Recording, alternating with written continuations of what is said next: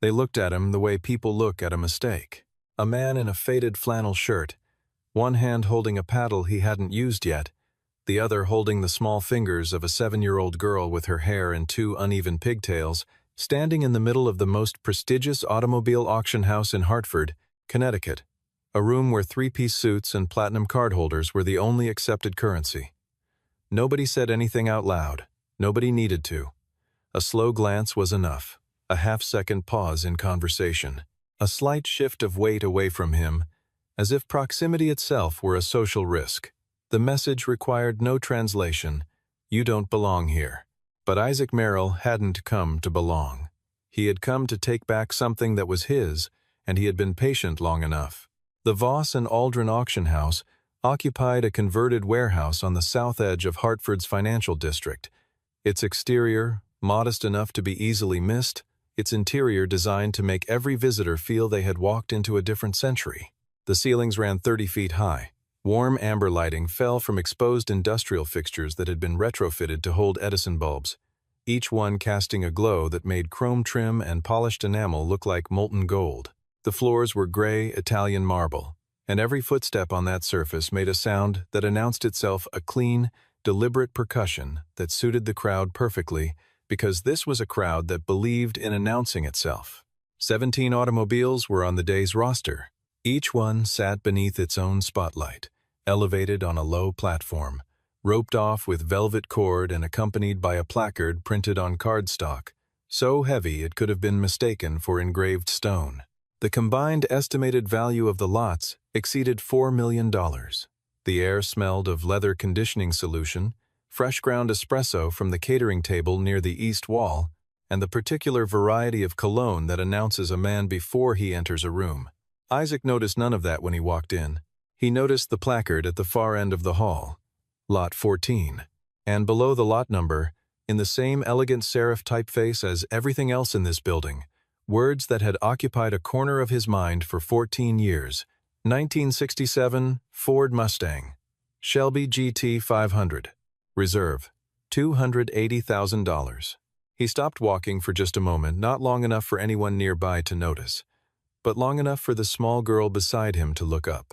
Grace Merrill was 7 years old, gap-toothed, and carrying a stuffed rabbit named Pepper that had been repaired with mismatched thread in 4 separate places. She wore a navy dress with white buttons, and her left sneaker was tied with a double knot, while her right was tied in a standard bow because her father had not noticed the discrepancy before they left the house that morning. She was the kind of child who asked questions about everything except the things she could already feel. And she could feel, in the way that children sometimes can, that something about this moment mattered to her father in a way that most moments did not. "Dad," she said, looking where he was looking, "is that it?" Isaac crouched down to her height. "Not yet," he said, "but it will be." She nodded as though this were a reasonable answer, and tucked Pepper more firmly under her arm.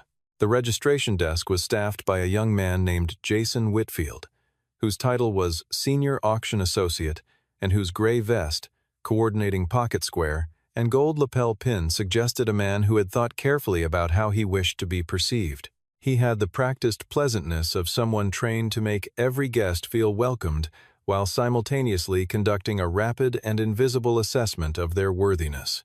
Jason looked at Isaac, then at Grace, then at Isaac's flannel shirt, his Casio watch with the black plastic strap, his brown leather shoes that were clean but clearly not new. The assessment lasted less than 2 seconds. "Good morning," Jason said, in the smooth, equidistant tone of a man who has been trained to keep his real thoughts behind his teeth. "Will you be observing today, or are you planning to participate in the auction?" He gave the word observing a weight that made it sound like the more dignified option. Isaac slid the pre-completed registration form across the counter without a word. Jason glanced at the form, at the credit information filled in with unhurried confidence, and reached beneath the counter for a paddle. He extended it with both hands and a thin, professional smile. Paddle 47. It was the kind of smile that said, "By all means, try." Isaac took it, thanked him, and walked with Grace toward the display floor. The crowd at Voss and Aldrin fell into several categories, as crowds at these events always do. There were the serious collectors, quiet men and women in their 50s and 60s who moved through the space the way museum curators move through a gallery slowly, with their hands behind their backs, leaning close to read details on placards that they had already memorized. There were the social buyers, couples in coordinated business casual, whose interest was more in ownership than in automobiles, for whom a vintage car in a renovated garage spoke a language their neighbors would understand. And there were the dominants, the men who arrived already in possession of the room, or at least believing they were. Dominic Hale fell firmly into this last category. He was 45, built like a man who played competitive tennis on weekends and reminded people of it, wearing a charcoal Tom Ford suit over a white shirt open at the collar, a matte black Audemars Piguet on his left wrist. Dominic had developed 3 commercial real estate properties in the greater Hartford area in the last 4 years, 2 of which had been profiled in regional business publications. He moved through the auction floor with the particular ease of a man who had never, not once in recent memory, entered a room where he was not the most immediately impressive person present. He noticed Isaac. He could not help noticing Isaac, because Isaac was the sort of anomaly that catches the eye precisely because it does not fit. He said nothing directly. He simply turned to the man standing beside him, his attorney, a thin man named Warren who laughed at everything Dominic said and let one corner of his mouth lift slightly. "I didn't know this was open registration," Dominic said. Warren made a sound that was not quite a laugh. Isaac was standing near lot 14 when this was said. He did not look over. He was crouched slightly, his attention directed at the undercarriage of the Shelby, studying something near the rear axle, with the specific focus of a man who knows exactly what he is looking for.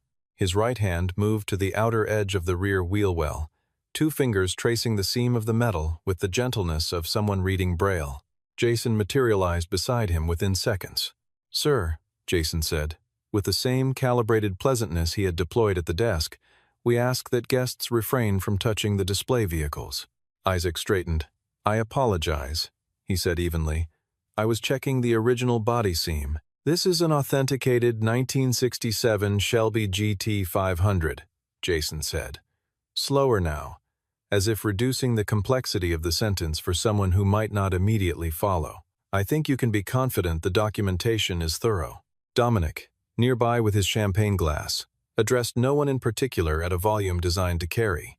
"Do they not have an invitation requirement this season?" He shook his head with the expression of a man who supports standards in principle.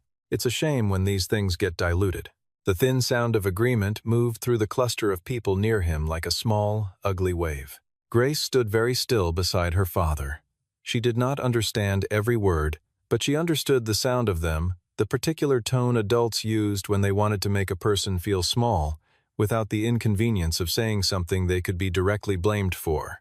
She had heard it once or twice before, in other rooms, directed at her father, and she did not like it. She pressed closer to his arm. Isaac put his hand on her shoulder, not to pull her away, not to shield her, simply to let her know where he was. "They don't know us," he said quietly. "Low enough for only her. It's fine." She looked up at him. His face was calm. Not the kind of calm that comes from not caring, but the kind that comes from caring about exactly the right things and nothing else. The main auction room held 120 padded chairs, arranged in curved rows before a raised dais, where Barrett Sloan, the house's senior auctioneer, would conduct proceedings with the smooth authority of a man who had been selling significant things to wealthy people for 22 years. The walls displayed framed archival photographs of notable lots from the house's history. The sound system was tuned to a frequency that made every voice in the room sound more important than it might have been otherwise. Isaac chose 2 seats in the back row, which had the practical advantage of giving him a clear view of the entire room. Grace settled beside him, pulled a small, worn notebook from the pocket of her dress, and began drawing. She was working on a series of illustrated pages about Pepper the rabbit and his various adventures, a project she had been adding to for several months. She drew with the same focused concentration her father brought to his own work, and she asked no questions once she was settled. The early lots moved efficiently. Barrett's voice rolled through the room like slow water, unhurried and authoritative, placing context around each vehicle before the bidding opened. Isaac watched with the attentiveness of a man attending a performance he has seen before, but in which he is nonetheless interested in the craft. At Lot 3, a 1964 Aston Martin DB5 in British Racing Green, Barrett described the engine as a 3.7-liter twin-cam unit. Isaac's jaw tightened almost imperceptibly. The engine in a DB5 was 4.0 liters, not 3.7. The error was the kind that only mattered if you knew the car, and Isaac knew the car. He said nothing. He had not come here for Lot 3. Lot 5 was a 1961 Jaguar E-Type Series 1 with a 2+2 coachwork configuration. The paddling opened at 90,000 and climbed to 168,000 in under 4 minutes, driven up by a bidder from the second row who was pushing with the confidence of a man who has decided he wants something. What the bidder apparently did not know, and what was not stated in Barrett's description, was that the body panels on this particular example had been professionally respray finished sometime in the previous decade, a fact visible in the slight texture variation along the driver's door shut line, if you knew to look for it. The original buyer would be paying well over market rate. Isaac watched this play out. He made no move to intervene. Near the wall to the left, Eleanor Voss stood with her arms folded lightly, observing the room with the calm efficiency of someone who has conducted this analysis hundreds of times. She was 42, the co-founding partner of Voss and Aldrin, and she had learned to read auction rooms the way weather readers read skies, by accumulation of small signals rather than any single dramatic indicator. She had noticed the man in the flannel shirt when he walked in. She noticed most things, and this was more interesting than most. When he shook his head almost imperceptibly at Lot 5, she turned her attention toward him more fully. She saw paddle 47 resting across his knees. She saw the child drawing in a notebook beside him. She filed both observations carefully. Lot 8 passed, then 11, then 13. Grace had finished a 2-page spread featuring Pepper the rabbit negotiating passage across a large puddle via a series of stepping stones, each stone labeled with a number. She showed it to her father without speaking. Isaac looked at it, nodded once, and returned his attention to the front of the room. Grace took this as sufficient praise and turned to a fresh page. Then Barrett's voice changed. It was subtle, a slight drop in tempo, a small deepening of register the way a conductor shifts just before the main theme arrives. The screen at the front of the room shifted from the previous lot's documentation to a single wide-angle photograph. Highland green, matte deep, the color of old forest and old money at the same time.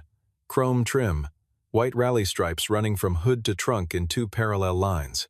A roofline that sat low and purposeful, suggesting not elegance but intention. Lot 14, Barrett said.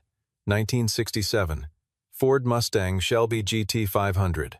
Original VIN confirmed. 428 Police Interceptor engine block. Factory original, matching numbers. Highland green exterior, factory color, no respray recorded in the vehicle history. One of 187 surviving examples in this configuration with confirmed provenance documentation. Reserve price, $280,000. The room was quiet in a different way than it had been for the earlier lots. Even the people who had been half attending carrying on murmured side conversations, checking their phones under the edge of the table, had stopped. There was something about this particular machine that communicated itself without requiring explanation. Even those who knew nothing about muscle cars from the 1960s recognized that this was a different category of object.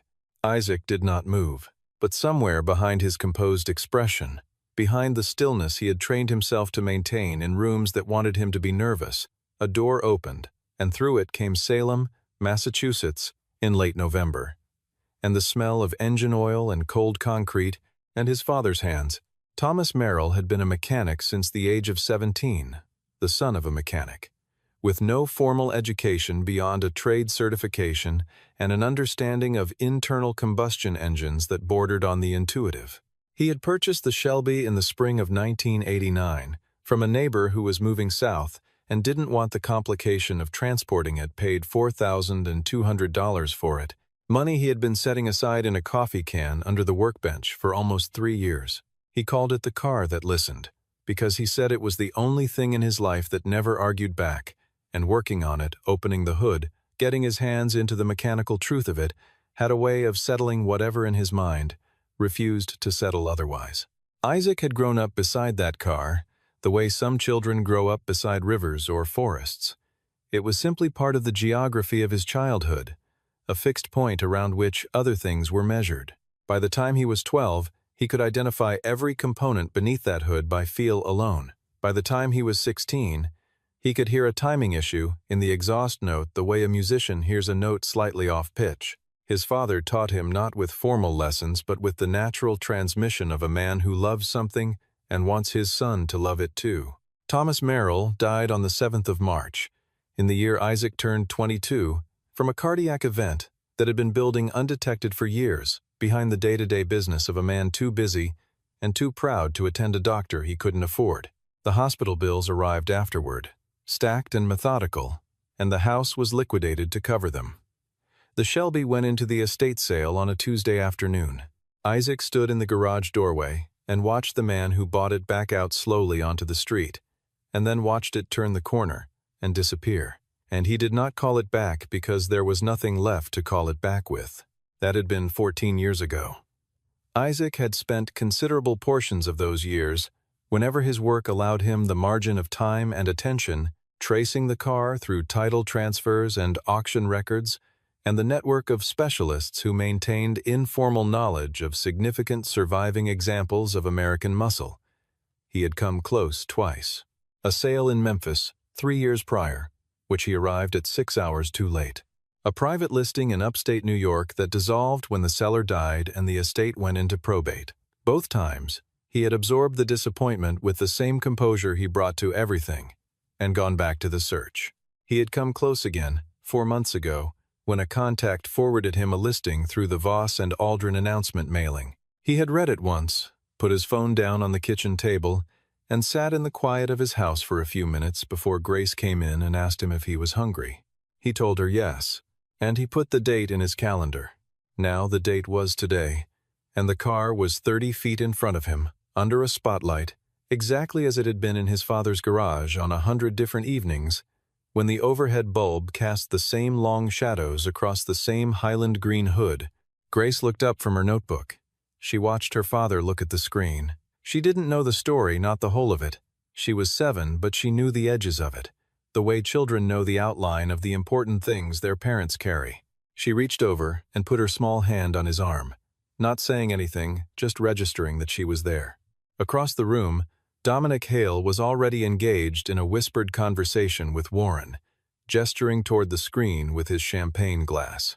"I want this one for the Westport house," he said, at a volume calibrated for Warren but not exclusive to him. In the garage, under the good lighting, it'd be unbelievable. He considered the screen for another moment. "This is what I came for." Barrett opened bidding at $180,000. 3 paddles lifted. The room contracted, the way it always does when something real begins. In under 90 seconds, the bidding crossed $260,000, then $280,000, and the reserve was cleared, and there was a small stir in the room as the boundary between preliminary and serious collapsed. 2 of the 3 early bidders fell away. One man from Boston, attending via a paddle registered to a collection he managed for a private client, pushed back in when the number reached $295. Dominic matched him.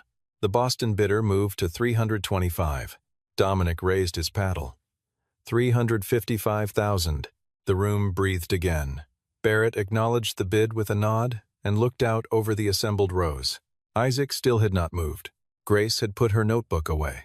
She was watching the front of the room with the careful attention she usually reserved for things she was trying to understand. Pepper the rabbit sat in her lap. The Boston bidder considered his client's ceiling and lowered his paddle at $340,000. The room looked at Dominic with the particular expectation they reserve for a man who has clearly already decided. "Do we have any further interest?" Barrett said, unhurried, scanning the room. From the back row, without urgency, paddle 47 rose. It was not a dramatic gesture. It did not call attention to itself. It was simply the act of a man raising a flat piece of numbered plastic at the appropriate moment, which was exactly what paddles at auctions were designed for. $360,000, Barrett said. "New bidder, paddle 47. Dominic turned his head. He looked at Isaac. The flannel shirt, the Casio watch, the child beside him with the stuffed rabbit. He processed this information against the number that had just been placed, and he arrived, quickly and with what felt like solid logic, at a conclusion. This was a gesture, not a bid. An overextension. The kind of thing that sometimes happened when someone became emotionally engaged with an object they had no realistic expectation of actually acquiring. He allowed himself half a smile. 375,000, he said, and raised paddle 12 with the ease of a man swatting a fly. There was a small sound from somewhere in the room. Not laughter exactly, but the social cousin of laughter, the noise people make when they believe they have correctly interpreted a situation and wish to register that interpretation without committing to it fully. Jason Whitfield, stationed near the wall, shifted his weight. His eyes moved from Dominic to paddle 47 and back, calculating. 390,000, said paddle 47. The small sound stopped. Jason crossed the room in measured strides and crouched beside Isaac with the practiced discretion of someone trained to deliver difficult information without public spectacle. "Sir," he said, at a volume that was not quite a whisper, but nearly so, "I want to make sure you're aware that all bids are legally binding and payment is required within 24 hours of the close of the auction. Our team would need to verify your financial instrument before—" "Thank you," Isaac said. He said it without hostility and without warmth. He said it the way a man says thank you when the words have no further meaning beyond the social transaction they are completing. Jason straightened. He went back to his position by the wall. His ears were slightly red. Barrett looked between the two active paddles with the practiced neutrality of a man who has witnessed every variety of auction drama and finds them all equally interesting. "We have 390,000 with paddle 47. Dominic, he caught himself and corrected to the professional form, "We have 390,000. The room is open." Dominic raised his paddle. 400,000. A beat. 425,000, said paddle 47. The room shifted its orientation the way a compass needle shifts. There were now considerably more eyes on the back row than there had been 30 seconds ago.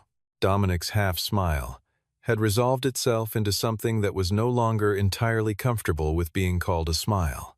He studied Isaac from across the room with the particular expression of a man recalibrating. He looked for the tells he had been trained to read over a lifetime of negotiations and acquisitions, the slight tremor that indicates overextension, the over-deliberate posture of a bluff, and he could not find them. The man in the back row was sitting with his left hand on his knee, his right hand holding paddle 47 in a relaxed grip, and he was looking at Barrett Sloan with the patience of someone waiting for a slow elevator. 450,000, Dominic said. His voice was level. The slight edge in it was perceptible only to those who knew what his voice sounded like without an edge. Barrett looked to the back row. Grace looked at her father. Isaac was looking at the front of the room. The overhead lights caught the line of his jaw, the slight set of his shoulders, the quality of stillness that some people are born with and others spend entire lifetimes unsuccessfully attempting to acquire. He raised paddle 47. 500,000. The room went silent in the way that rooms go silent when the thing that was expected to happen has been replaced by something no one expected at all. Not the silence of emptiness, but of suspension, every person present briefly pausing their own mental activity to attend to what was actually occurring. Dominic Hale stared at the back row. Warren said nothing, which was the first time he had said nothing in approximately 45 minutes. Barrett, whose voice had remained perfectly calibrated throughout the entire session, let a single beat pass before he spoke. $500,000, ladies and gentlemen, paddle 47. Jason Whitfield, from his position near the wall, had taken out his phone. He was looking at the screen with an expression no longer made of professional pleasantness. Dominic raised his paddle. 520,000. He turned back to look at the far row after he said it, and there was in his posture now the recognizable architecture of a man who has been surprised and does not intend to let that surprise determine the outcome. 550,000, said paddle 47. It came without delay, without consultation of notes or companions, without the small visible calculation that most bidders exhibit when numbers reach this altitude. 580,000, Dominic said. A pause of perhaps 4 seconds. Then paddle 47 came up, slow and unhurried, as it had been every time. 620,000. The room did not make any sound at all. Dominic Hale looked across 120 chairs at the man in the back row, and for the first time in the afternoon, he looked at him the way you look at someone when you are actually trying to see them rather than confirming a prior assessment. He saw a man in his late 30s, not physically imposing, sitting very still, with a small child beside him and a numbered paddle in his right hand, and an expression on his face that communicated something Dominic had not encountered frequently in his 45 years. Not aggression, not anxiety, not the theatrical confidence of a man playing a role, something older and quieter than any of those things. A man who knows exactly why he is where he is. Dominic Hale lowered his paddle. He did not lower it dramatically. He did not throw it down or push it away or make any gesture that could be interpreted as defeat. He simply allowed it to settle onto his knee, and he looked at Barrett, and he said nothing. 620,000, Barrett said. Paddle 47, going once. 620,000, going twice. His gavel was already held at the height from which it would fall. He looked once more at the room, as professional courtesy required. Then the gavel came down, and the sound of it rang through the marble and the steel and the amber light. Sold. Lot 14. To Paddle 47. The response in the room was unlike any that had attended the previous 13 lots. It was not applause, though there was a small scattering of it, reflexive, from people who were not quite sure what they were clapping for. It was more like exhale, the room letting out a breath it had not known it was holding.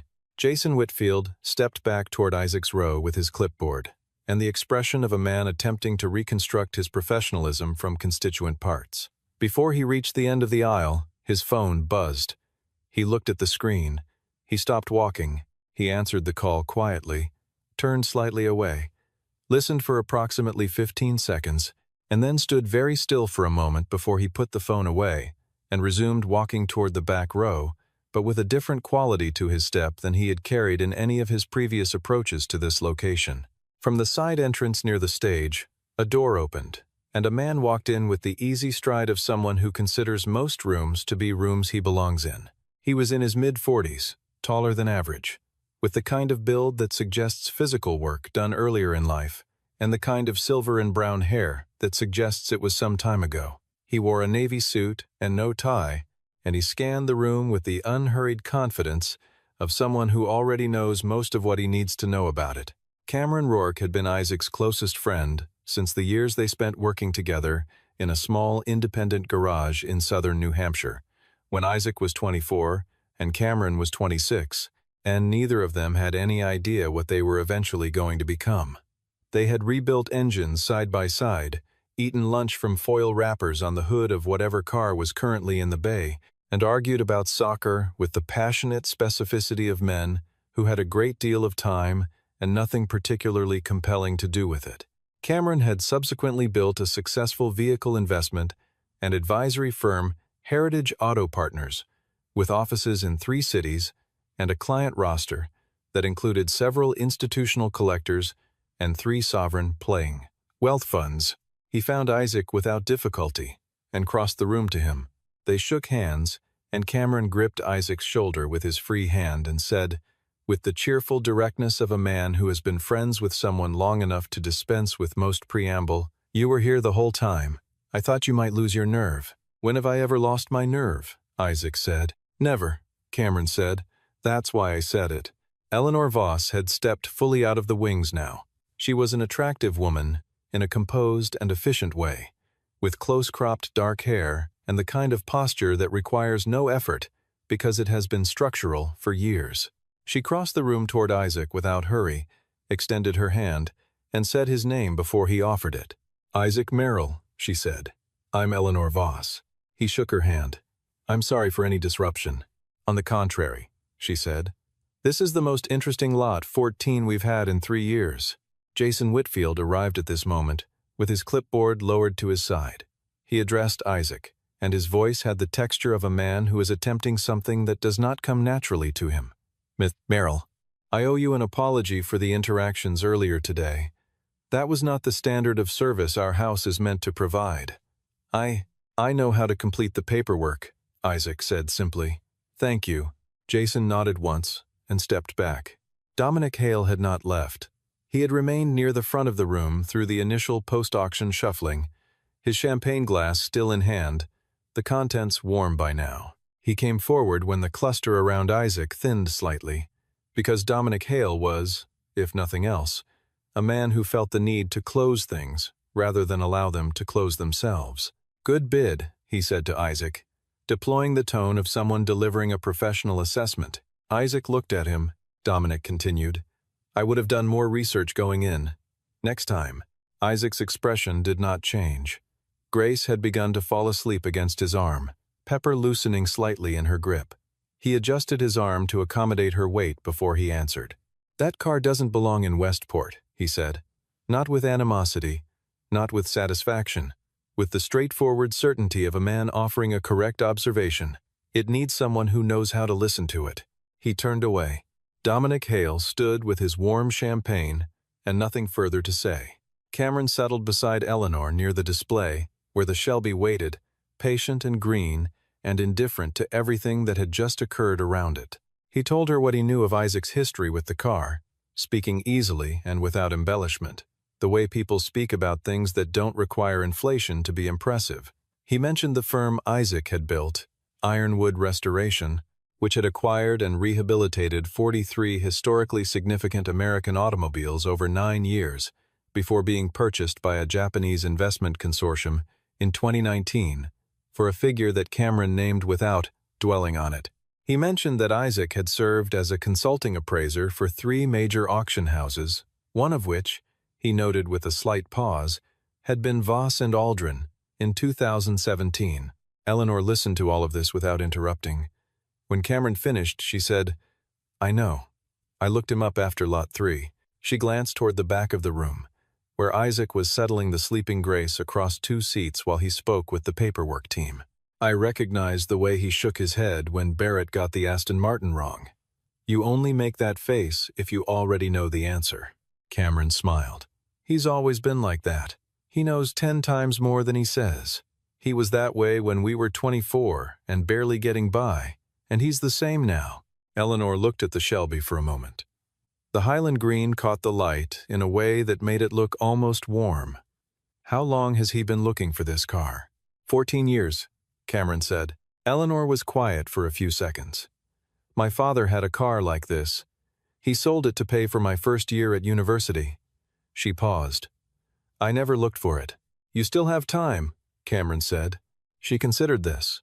Maybe. The paperwork took 40 minutes. Cameron managed most of it with the practiced efficiency of a man for whom this kind of transaction is routine. Isaac signed where indicated, spoke when spoken to, and spent the remainder of the time looking at the car from wherever he happened to be standing, the way you look at something you have imagined seeing for so long that the reality of it still requires confirmation. While Cameron handled the final documents, Isaac stepped away briefly and stood at the velvet rope, looking at the Shelby from arm's length. Grace was still dozing in the padded chair behind him, Pepper tucked against her side. The car sat in its spotlight, paint deep and still as a lake. He did not touch it again. He simply looked. Lot 14, 1967.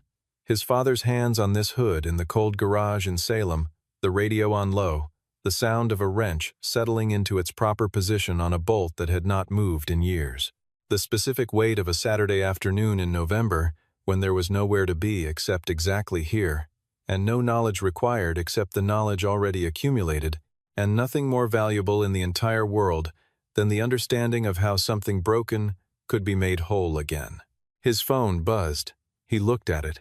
A message from Eleanor Voss. "If you need a transport team that handles cars like this, we can arrange it. And if you're ever available, I'd be glad to hear the story of this car over coffee sometime." He read it. He looked at Grace, who was stirring slightly in the chair, Pepper dropping from her loosening grip. He typed back, "I'm available." He went to his daughter and lifted her gently from the chair, tucking Pepper back into the crook of her arm. She made a small noise and settled against his shoulder without waking fully. He picked up paddle 47 from the seat beside her, looked at it for a moment, and set it on the chair. Outside, the October afternoon had gone the color of old brass, the particular quality of light that Hartford produced on autumn evenings, low and amber, cutting across the granite and glass of the financial district at an angle that made ordinary things look significant. A hired car waited at the curb.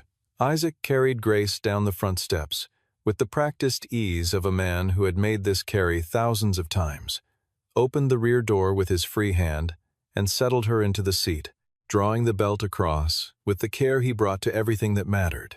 He sat beside her and pulled the door closed, and the car did not move immediately. The driver was completing a route confirmation.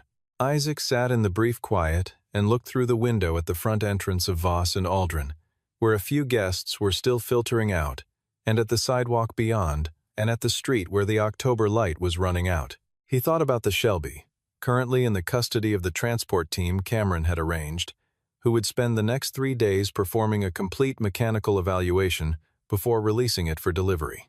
He thought about the garage at his house in West Simsbury, the one he had spent 2 weekends last spring retrofitting with new fluorescent overhead lights and a proper drainage system, the one that currently sat empty and waiting. He thought about the morning he did not know which morning, but he knew it would come when he would hear the transport vehicle in the driveway and go out to meet it, and the door of the truck would open and the ramp would lower, and he would hear the sound of the engine turning over for the first time in the context of his life. He thought about his father, not with the heaviness that had attended these thoughts for the first years after Thomas Merrill died, but with the particular quality of completion, not the end of grief, which does not end, but the end of a specific kind of unfinished business. There was a rightness to this that had nothing to do with the money or the bid or the expression on Dominic Hale's face when the gavel came down. The car would come home. Not to the home it had known before. Nothing returns exactly to what it was, but to the next iteration of that home, the one where Thomas Merrill's granddaughter would grow up knowing what it looked like and what it sounded like, and something of where it came from. That was enough. That was more than enough. Grace shifted against him, still not fully awake, her voice carrying the soft imprecision of someone halfway between sleep and the surface of the world. "Did we get it, Dad?" "We got it. Is it coming home?" He looked out the window as the car finally began to move, pulling away from the curb and turning out onto the main street, carrying them north toward West Simsbury in the last of the autumn light. "It's coming home," he said. She settled back against him and did not ask anything further. She already had the answer she needed. The car pulled forward through the copper afternoon, past the stone facades and the glass towers and the ordinary streets where ordinary things occurred every day, unremarked upon, unremarkable, except occasionally, when a 14-year-long patience finally arrives at its destination, and the thing that was lost comes back to where it was always meant to be. Grace slept. Pepper rested in her arms, repaired thread and all. Isaac watched the city give way to suburbs, and the suburbs give way to the particular quiet of the Connecticut countryside in October, and he said nothing more, because there was nothing more that needed to be said.